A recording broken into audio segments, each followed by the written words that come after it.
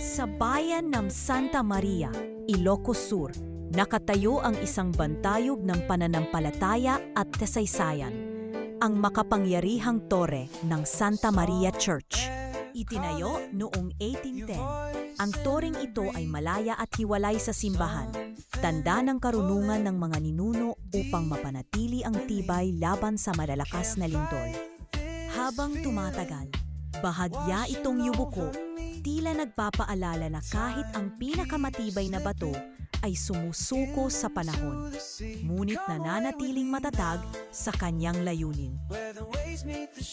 Sa loob at labas ng torre, naroon ang mga kampana na noon ay tumatawag sa mga mananampalataya at ngayon ay nananatiling saksi sa bawat dasal at panalangin ng bayan.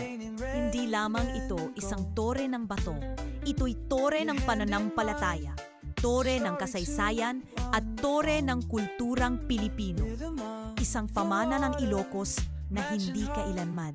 Hindi lamang ito isang tore ng bato. Ito'y tore ng pananampalataya, tore ng kasaysayan at tore ng kulturang Pilipino.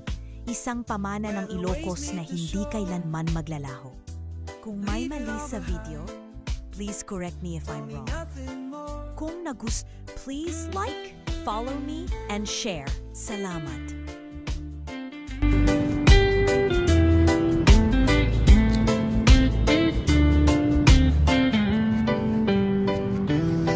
Forget the rush, forget the pain. Just you and I in nature's refrain.